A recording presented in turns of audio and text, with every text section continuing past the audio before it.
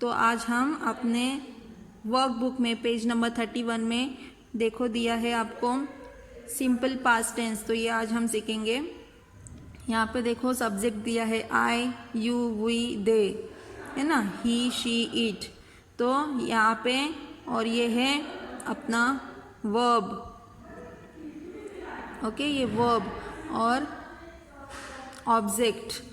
तो हमें ये यूज़ करना है और सेंटेंस बनाना है सिंपल प्रेजेंट टेंस में और सिंपल पास्ट टेंस में। तो आई सेलिब्रेट ऑल फेस्टिवल, ये हुआ अपना प्रेजेंट टेंस।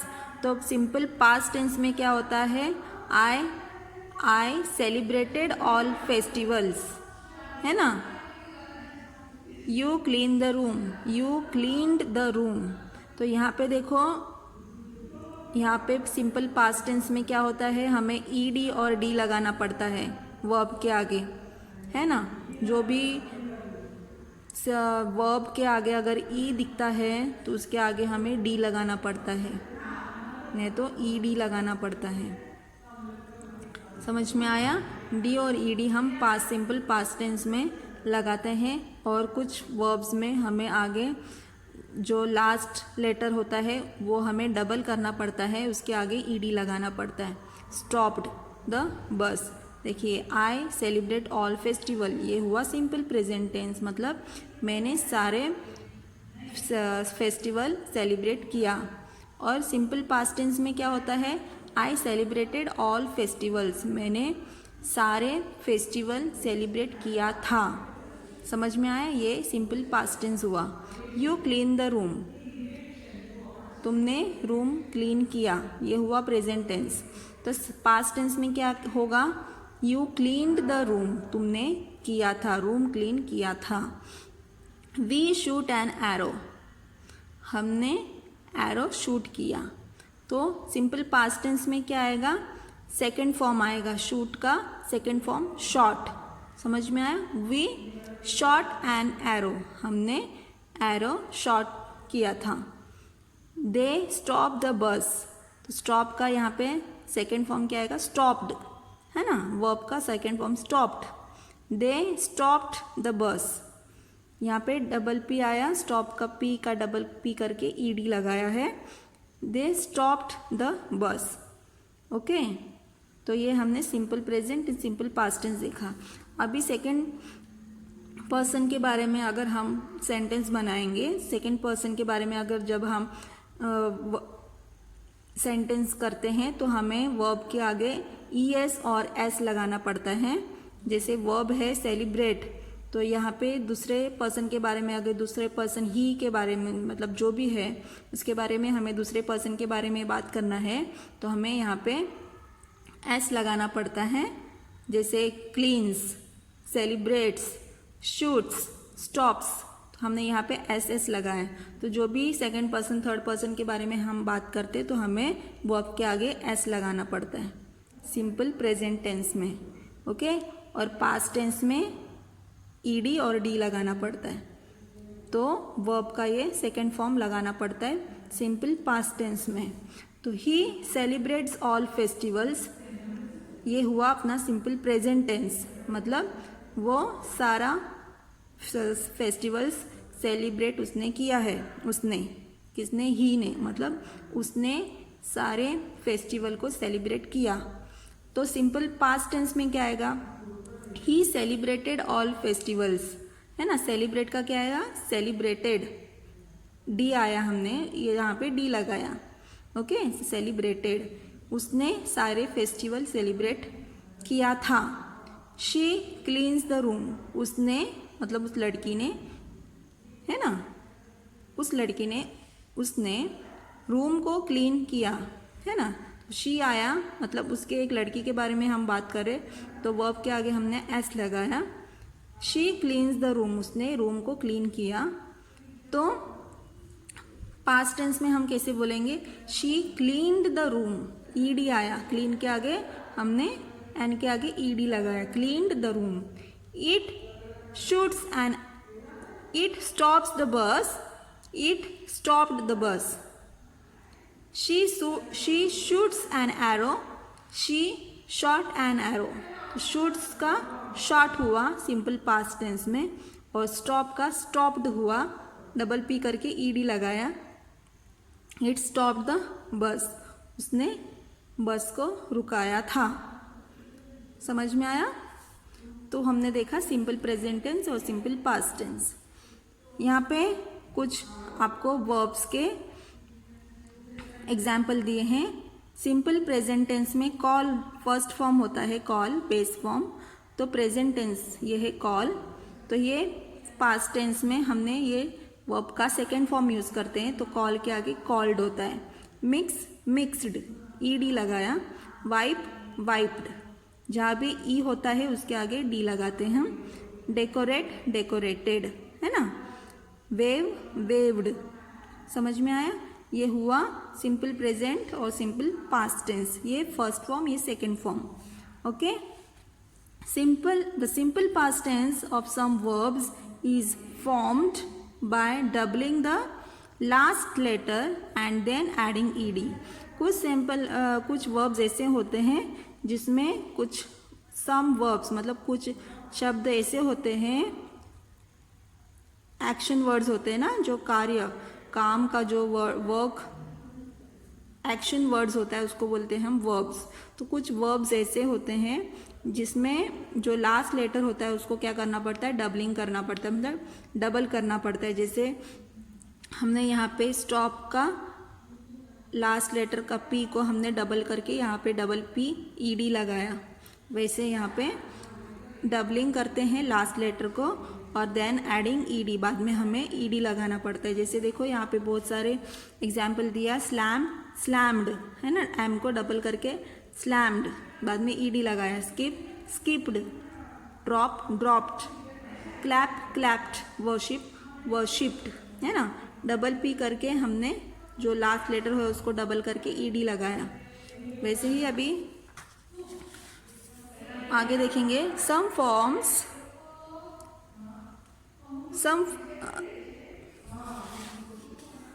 देखिए, some verbs have irregular forms in the simple past tense. Some irregular forms होते हैं, जैसे सिंक, सिंपल प्रेजेंट टेंस में सिंक होता है तो पास्ट टेंस में sank. Fall fell, begin began, carry carried, Y के जगह हमने आई ई डी लगाया, जहाँ पे भी वाई होता है यहाँ पे हम आई ई डी लगाते हैं।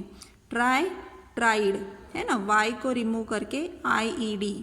ड्राई ड्राइड, यहाँ पे लास्ट लेटर वाई है उसको रिमूव करते आई ई डी लगाया। रिप्लाई रिप्लाइड, जहाँ पे भी हमें वाई दिखता है वहाँ पे हमें क्या लगाना पड़ता है, आई ई डी। समझ में आया? वाई को रिमूव करके हम आई ई डी लगाते हैं। Grow grew, know new, wear wore, tear tore, freeze froze, tell told, shake shook. तो ये हुआ अपना second form, means simple past tense, और ये सिंपल प्रेजेंट टेंस। समझ में आया? ये है irregular forms of verb.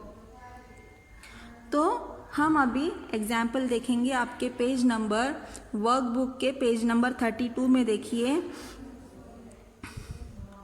Right the following sentence in the simple past tense. अभी हमें जो भी सेंटेंस दिया है उसको हम सिंपल पास्ट टेंस में लिखेंगे।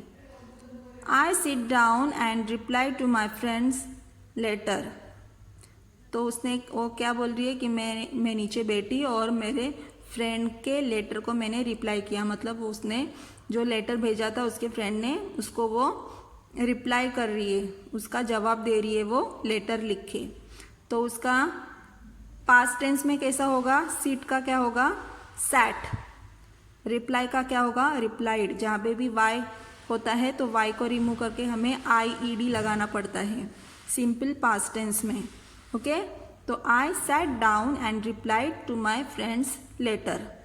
ये हुआ अपना सिंपल पास्ट टेंस का सेंटेंस।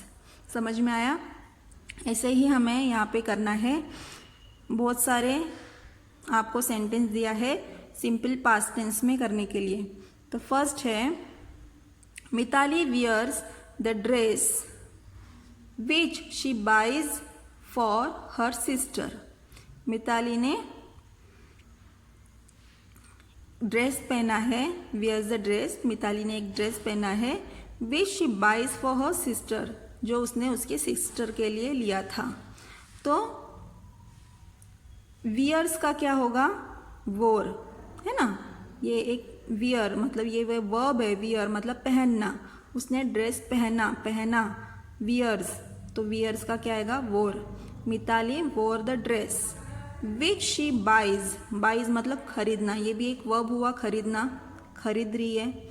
तो बाइज का क्या आएगा, बॉट, ये फर्स्ट फॉर्म है, उसका सेकेंड फॉर्म आएगा बॉट, बाई का बॉट।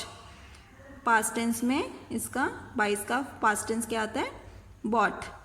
तो which she bought for her sister, उसने अपने सिस्टर के लिए खरीदा था, है ना।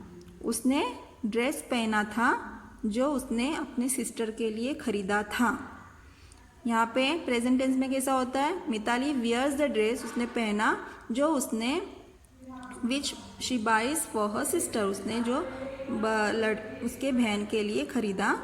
और यहाँ पे पास्ट टेंस क्या होगा, पहना था जो उसने सिस्टर के लिए खरीदा था। समझ में आया, जो काम हो चुका था पास्ट टेंस में उसको बोलते simple past tense. Arjun shoots an arrow and it hits the birds. Second क्या है, अर्जुन शूट्स एन एरो, उसने एरो शूट किया और वो बर्ड को जाके हिट हुआ, लगा, है ना। तो यहाँ पे उसका पास्ट टेंस कैसे हुआ, अर्जुन शॉट, शूट्स का क्या आएगा, shot. Arjun shot an arrow and it hit, hit का हिट ही होगा सेकेंड फॉर्म में, हिट्स का हिट द बर्ड्स, और वो जाके बर्ड को लगा था, है ना। Rama washes the clothes and dries them in the sun. Rama wash the clothes, washes का क्या हुआ, वॉश्ड, है ना, ईडी लगाया हमने यहाँ पे, वॉशेज का washed. Rama washed the clothes and dries का हमने लिखा dried, second form, dried them in the sun. तो ये हुआ पास्ट टेंस, समझ में आया। जो भी वर्ब होता है उसका सेकेंड फॉर्म लिखना पड़ता है यहाँ पे, वॉशेज वॉश्ड, ड्राइज ड्राइड, समझ में आया। The teacher speaks to the students who throws paper on the floor. तो यहाँ पे स्पीक, यहाँ पे वर्ब है स्पीक, टीचर ने बोला to the students who throws papers on the floor, throws मतलब फेंकना, तो स्पीक्स और थ्रो ये क्या हुआ अपना वर्ब, तो इसको हम सेकेंड फॉर्म में पास्ट टेंस में लिखेंगे। जैसे टीचर स्पीक का हुआ spoke, the teacher spoke to the students who throws का आएगा threw, who threw papers on the floor, जिसने पेपर फ्लोर में डाला था उसको, उन लोगों को टीचर ने बोला मतलब डांटा, है ना। जिसने the teacher speaks to the students को बोला, जिन्होंने papers, who throws papers on the floor, जिसने फ्लोर में पेपर्स को फेंका। तो यहाँ पे पास्ट टेंस में कैसे बोलेंगे, टीचर स्पोक, स्पीक का क्या आएगा, spoke, teacher spoke to the students who threw papers on the floor, throws का क्या आएगा, threw papers on the floor, जिन्होंने फ्लोर में मतलब ज़मीन पे जिसने पेपर फेंका उसको उनको टीचर ने बोला था, मतलब डांटा था। समझ में आया। तो ये हुआ हमारा, इस तरह से हमें सिंपल पास्ट टेंस में कन्वर्ट करना है। ओके, देखिए अब हम नेक्स्ट जाते हैं कलेक्टिव नाउन्स। हाँ, अब हमें आगे बढ़ना है। देखिए कलेक्टिव नाउन क्या होता है, अ क्लास ऑफ स्टूडेंट्स, मतलब army of soldier, core of singers, crew of sellers, band of musician, crowd of people. जो वर्ड सुटेबल होता है किसी चीज़ को, किसी चीज़ के लिए या किसी पर्सन के लिए या किसी एनिमल्स के लिए, वो हम यूज़ करते हैं कलेक्टिव नाउन्स में। मतलब वो ग्रुप होता है ना, बहुत सारे ग्रुप्स को मिलाते हैं तो उसको बोलते हैं कलेक्टिव नाउन्स। मतलब क्लास ऑफ स्टूडेंट्स, मतलब स्टूडेंट्स के बहुत सारे स्टूडेंट्स हैं तो उनको बोलते हैं क्लास ऑफ स्टूडेंट्स, है ना।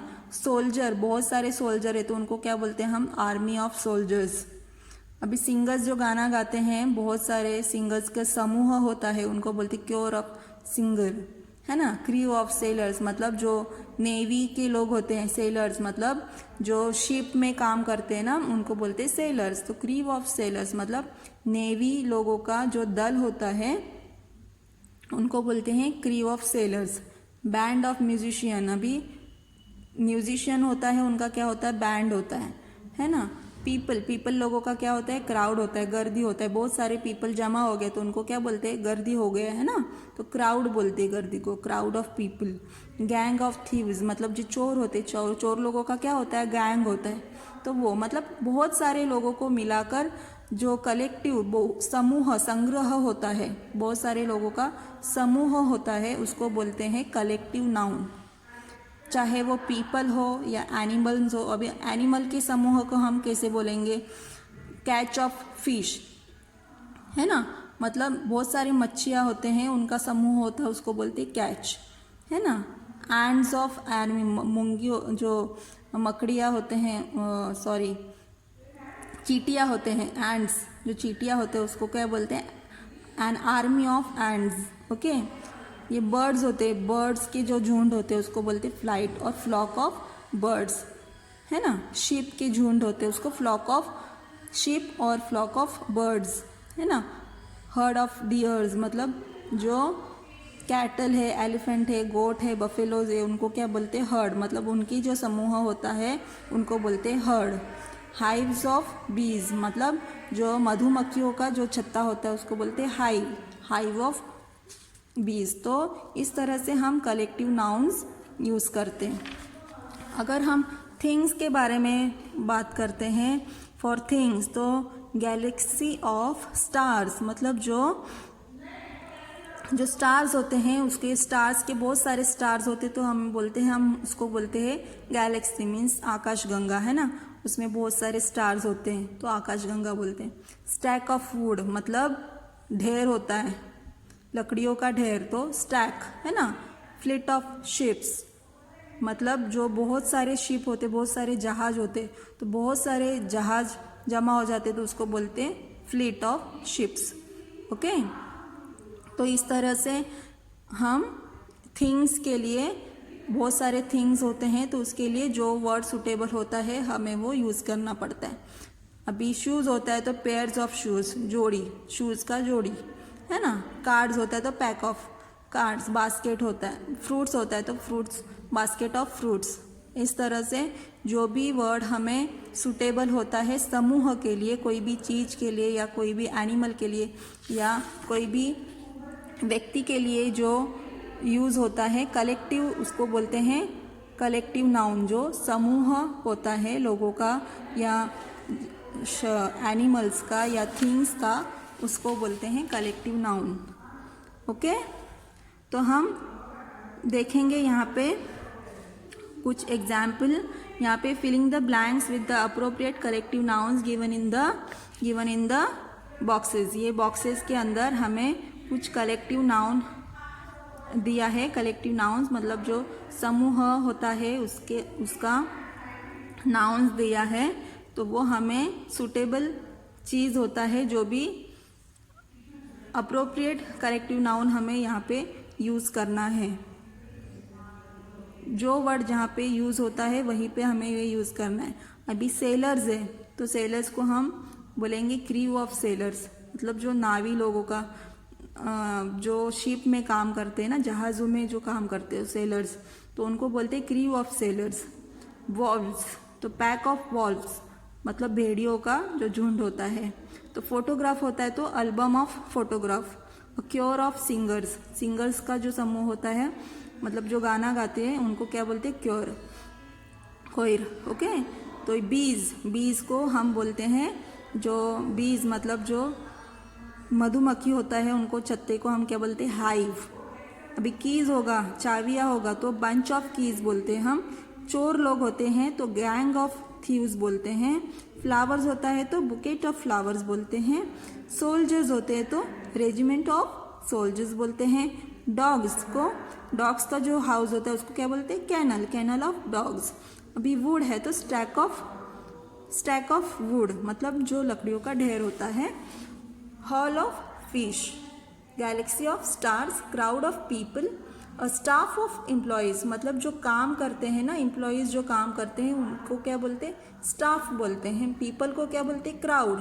स्टार्स को गैलेक्सी ऑफ स्टार्स। फिश के जो झुंड होते हैं, बहुत सारे फिश होते हैं, उसको हाउल बोलते हैं। समझ में आया? तो इस तरह से आपको यहाँ पे कलेक्टिव नाउन यूज़ करना है। Okay, thank you.